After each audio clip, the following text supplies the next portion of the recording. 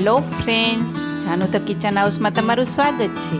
आज આપણે બનાવ પોષક તત્વોથી ભરપૂર એવો નવો નાસ્તો બનાવવાના છીએ અને હજુ સુધી જો તમે મારી ચેનલને સબસ્ક્રાઇબ ના કરી હોય તો મારી ચેનલને તમે ખૂબ ઝડપથી પહેલા સબસ્ક્રાઇબ કરજો, લાઈક કરજો, શેર કરજો, જેથી આવનારા નવા વિડીયો તમારા સુધી તુરંત પહોંચી શકે।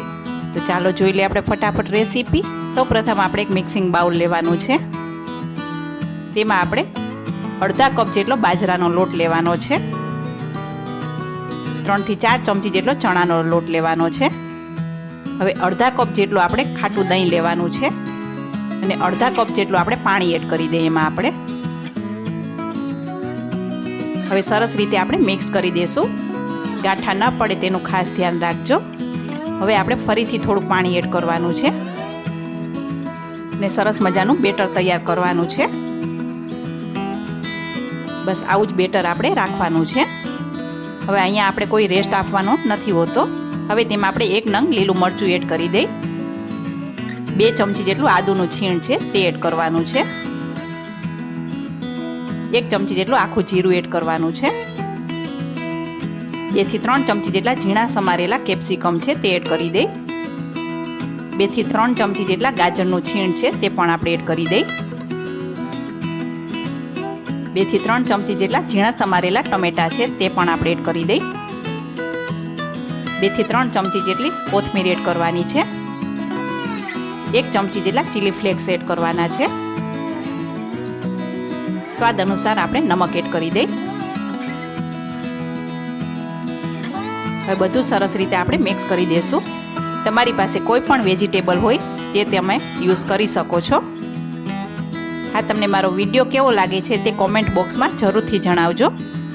હવે બધું સરસ રીતે મિક્સ થઈ ગયું છે। હવે તેમાં આપણે 5 ચમચી જેટલો ફ્રૂટ સોલ્ટ છે તે એડ કરી દઈ। હવે તેની ઉપર આપણે 1 ચમચી જેટલું પાણી એડ કરી દઈ ને સરસ રીતે આપણે મિક્સ કરી દેશું।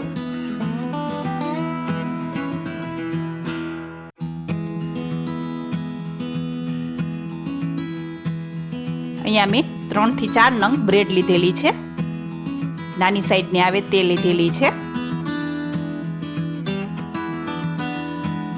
હવે અહીંયા એક આપણે નોનસ્ટિક પેન મૂકવાનું છે, તેમાં આપણે 1 થી 2 ચમચી જેટલું તેલ એડ કરી દઈ।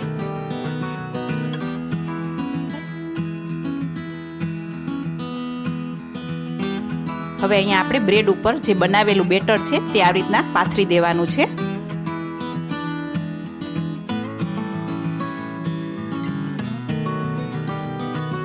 આ તમે બાળકોને લંચ બોક્સમાં પણ આપી શકો છો ને ખૂબ જ હેલ્ધી છે। હવે જે બનાવેલું બેટર હતું આપણે નીચેની સાઈડ રાખવાનું છે અને ઉપરની સાઈડ પણ આપણે બેટરને પાથરી દેવાનું છે।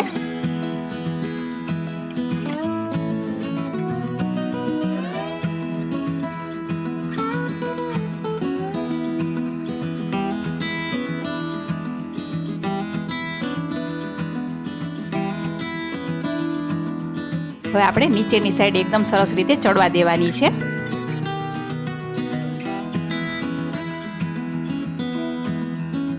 હવે આપણે તેને પલટાવી દેશું, એકદમ ઇઝીથી નીકળી જશે।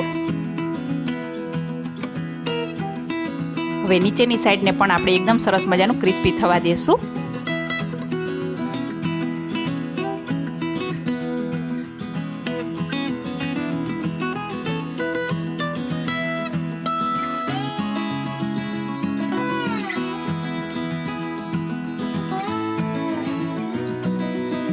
હવે સરસ મજાની બંને બાજુ ક્રિસ્પી થઈ ગઈ છે। હવે તેને આપણે એક પ્લેટમાં કાઢી લેશું। હવે ગરમા ગરમ આ નાસ્તાને આપણે સર્વિંગ પ્લેટમાં જ લઈ લેવાનો છે। તેને મેં ટમેટા સોસ સાથે સર્વ કરેલો છે।